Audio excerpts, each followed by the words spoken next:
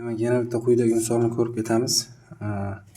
Bizga quyidagi ifoda berilgan bo'lsa, mana bu nisbatlar yig'indisini hisoblashimiz kerak.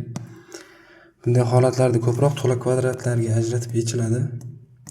Bir nechta to'la kvadratlar yig'indisi 0 bo'lsa, har birini 0 ga tenglab yechish kerak o'zi aslida. Lekin to'la kvadratga ajratishni ham bilish kerak bu yerda. Xo'p, agarda keling hammasini bir tarafga olib o'tganimizda nima bo'ladi?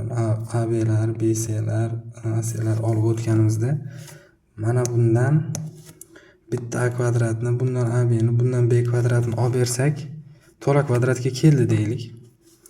Keling o'sha holatni yoza qoling. Demak, A kvadratning yoniga 2AB'ni olib o'tdik deylik. 4B kvadratdan bitta B kvadratni berdik deylik. Keyin nimalar qoladi bizda?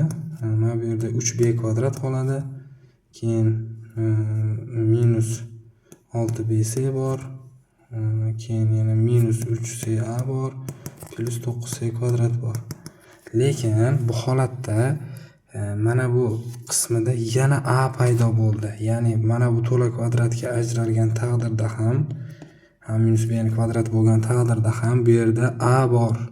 Ya'ni keyingi to'la kvadrat bularni alohida ajratgan taqdiringizda A qatnashishi kerak. Buni to'la kvadratga ajrata olmay qolasiz. Demak, nima qilishimiz kerak? Biz A ni yana qoldirishimiz kerak. Bir marta to'la kvadratga ajratgandan keyin A ni qoldirish kerak. Xo'p, bunday vaziyatda qilinadigan ish ikkala tomonni 2 ga ko'paytiramiz. Demak, 2A kvadrat plus 8B kvadrat plus 18C kvadrat teng 4AB plus 12BC plus 6AC deylik. Xo'p, endi AB'lar, BC'larni ham bir tarafga olib o'tamiz.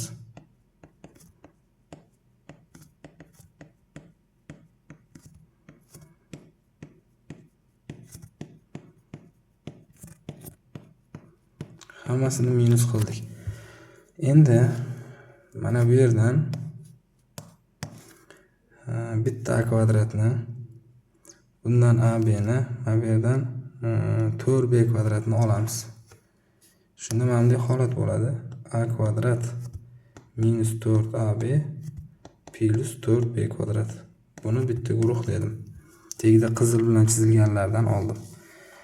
Xo'p, keyin e'tibor bersak, mana bu yerda yana bizda A kvadrat qoldi. Chunki bitta olib ketdim, yana bitta bor.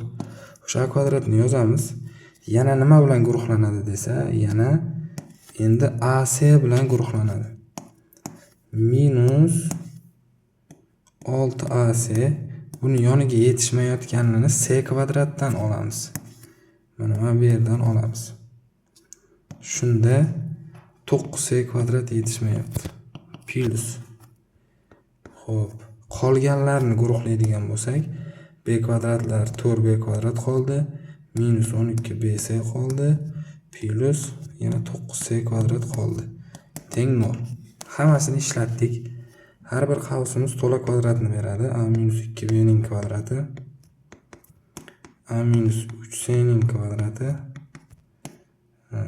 2B minus 3C ning qavs kvadrati teng 0. Bir nechta kvadratlar 0 bo'lish uchun, ya'ni musbat sonlar, nomanfiy sonlar deylik, 0 bo'lish uchun har bir 0 ga teng bo'lishga majbur. Demak, A minus 2B teng 0, A minus 3C teng 0, 2B minus 3C teng 0. Bundan quyidagi ifodalar kelib chiqadi. A ni B ga nisbati 2 ga teng, A ni C ga nisbati 3 ga teng, B ni C ga nisbati 3 taqsim 2 ga teng. Bizdan so'ragan ifodaga e'tibor beramiz. Xuddi shu ifodalar qatnashgan, ya'ni bizdan so'rayapti A ni B ga nisbati plus demak B ni C ga nisbati plus C ni A ga nisbati. Demak, A ni B ga nisbati 2 ga teng, B ni C ga nisbati 3 taqsim 2 ga teng. Faqat C ni A ga nisbatiga e'tibor beramiz. Bu yerda 1 taqsim 3 deb olinishi kerak, chunki A taqsim C 3 chiqqanida. Mahraj 6, bunga 6 marta, 3 marta, 2 marta bersak, demak 23 taqsim 6 degan javob chiqadi. Shunday javobimiz B kalitda bor.